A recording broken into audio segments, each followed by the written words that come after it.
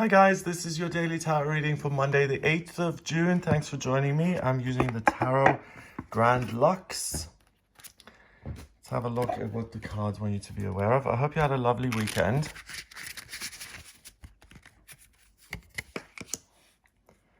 Alright, we have the Four of Swords, and I like this Pluto symbol in there.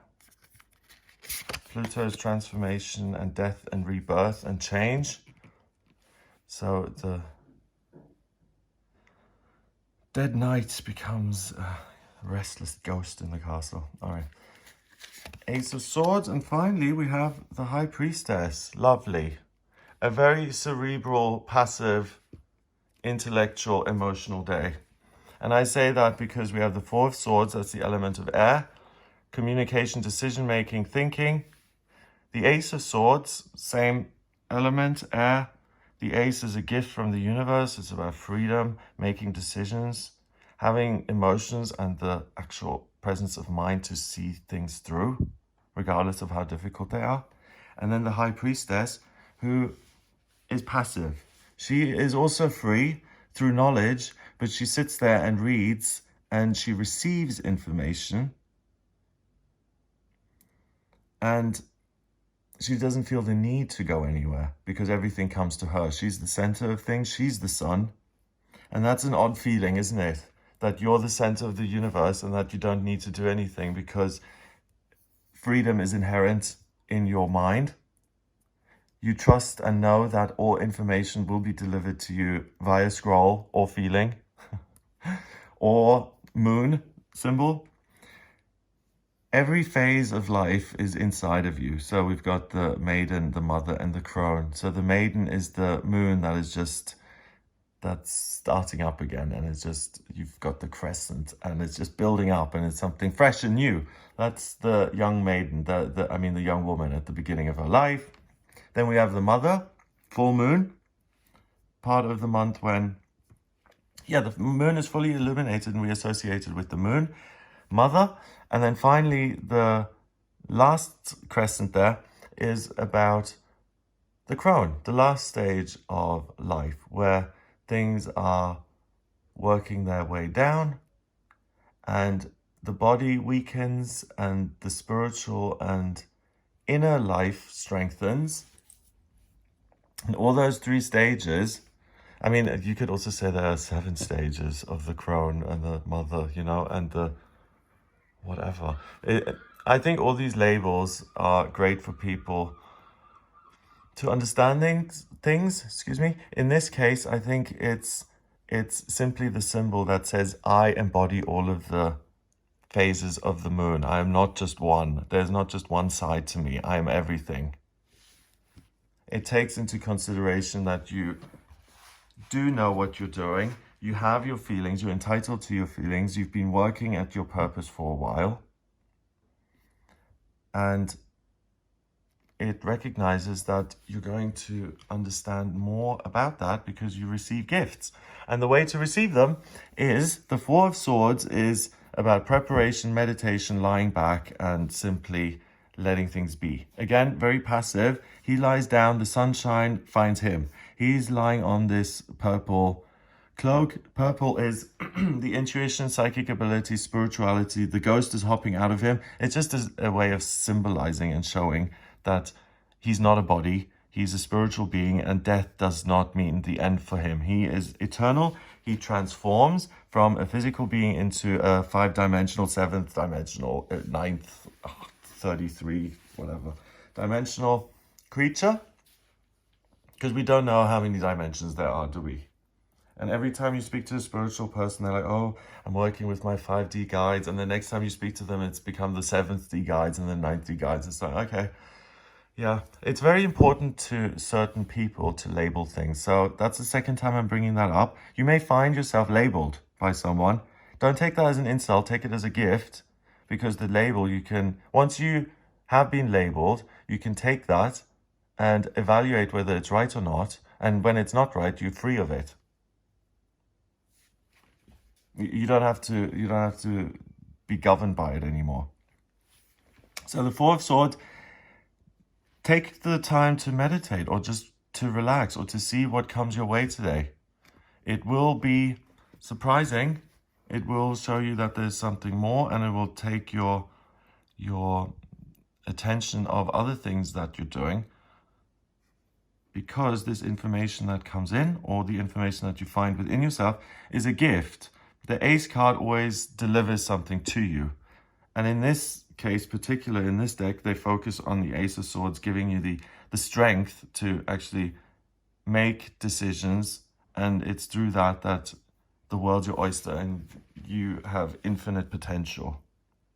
Because if you decide something is right or wrong, then you're able to take action. That's what's implied here, that if you understand something, if you have all the info laid out in front of you, then you're able to come to a decision and take action. And that's what all these cards are saying. The High Priestess, as I said, she's every aspect of you that's available. You have access to all knowledge of you. Spiritually, the door just opens up for you to traipse on into the other realms and to read your Akashic books. So if you take a moment to decide to go on a spiritual mission, on a spiritual journey, great. If you decide to analyze your feelings through CBT, DBT. CBT is cognitive behavior therapy. DBT is something else. It's the updated one. That's a way of looking at your behavior. Looking at that will give you a greater understanding of the way you behave, and then you have the information to change that. That will free you from negative emotions that rule your life.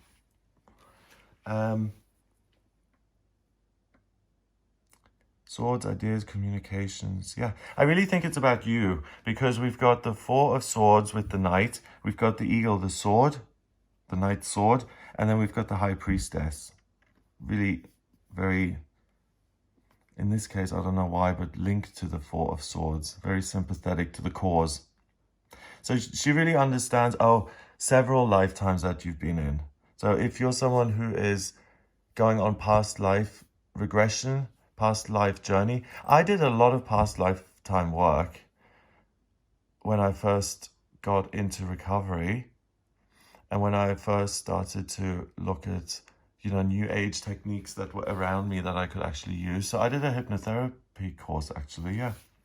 And that was really helpful with the past lifetimes for me, because there were unresolved issues from past lifetimes that have a huge impact on this lifetime now. And it's by knowing that I'm just able to bring much more meaning into every day, because just by knowing of those past lifetimes and the kind of challenges they brought up for me and how I can use those to work towards freedom in this lifetime, then that's really positive.